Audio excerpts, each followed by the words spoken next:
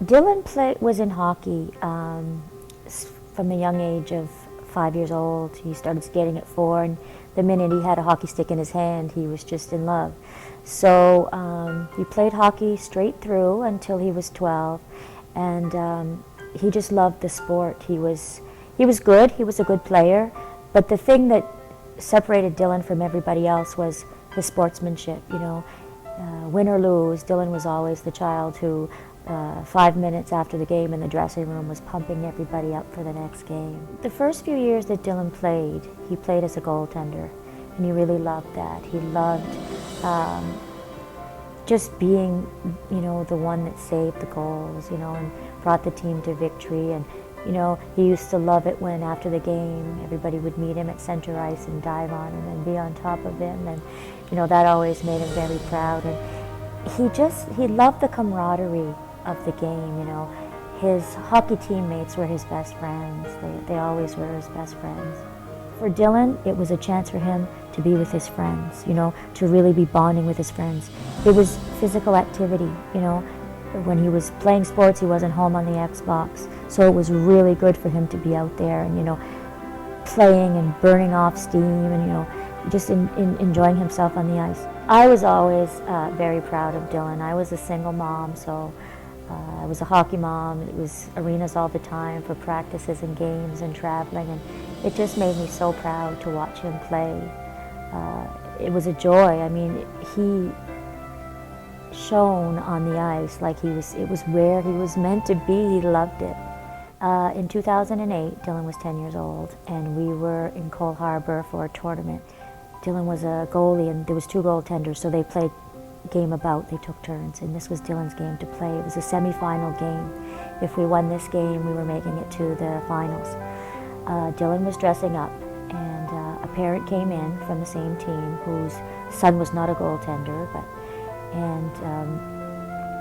he was just realizing that Dylan was going to be the goaltender for that game, and in his mind, the other goaltender was stronger.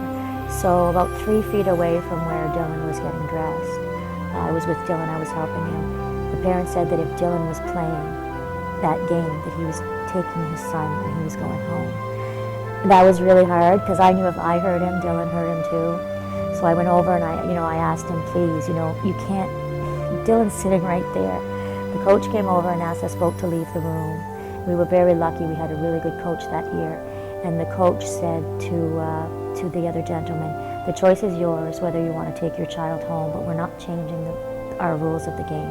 It is Dylan's game to play, and Dylan is going to play this game. The coach also said to the father, he said, if you do go home, please think about your child. He's Dylan's friend and teammate. What is that going to do to him?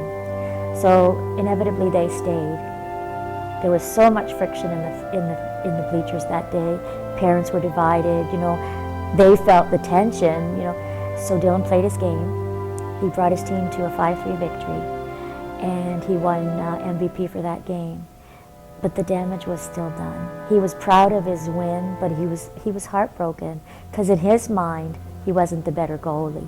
And not that it's about being better, it's just to him, he felt like, geez, I must be letting the team down if that's how some people feel. So that was a hard day. He just was such a good-spirited kid, and he was confident in himself, so he didn't let that drag him down. He just continued on, went to every practice, played as hard as he could. He was a clown on the ice, always making everybody laugh. So I was very lucky, and so was Dylan, that he was able to bounce back from that. But I know that there were children on the team that would not have been able to bounce back from something like that. In 2010, Dylan was out riding his bicycle. First time he'd gotten on his bicycle during the summer.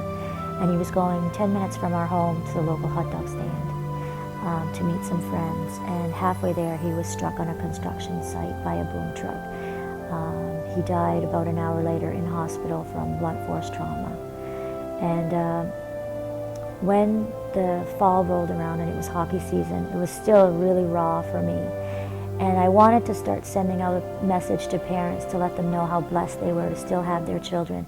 And I wanted to try to make them understand that hockey, it's not all about competition, Love your children. And you know, in 20 years' time, it won't matter if they won or lost a particular game. What the children will remember is how they were treated after, before, and after that game. That's when it all started, that I so wanted to somehow make a change. The competition in minor hockey for me it's just, they've lost sight of the children. It's like it's all about winning.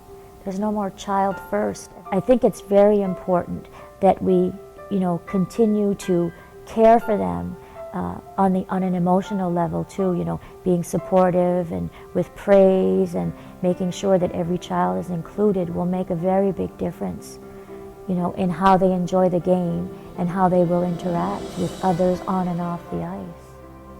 I would just tell those parents that in a moment, it can all be taken away from you. And to cherish those children and to treat them with love and respect. They are just children.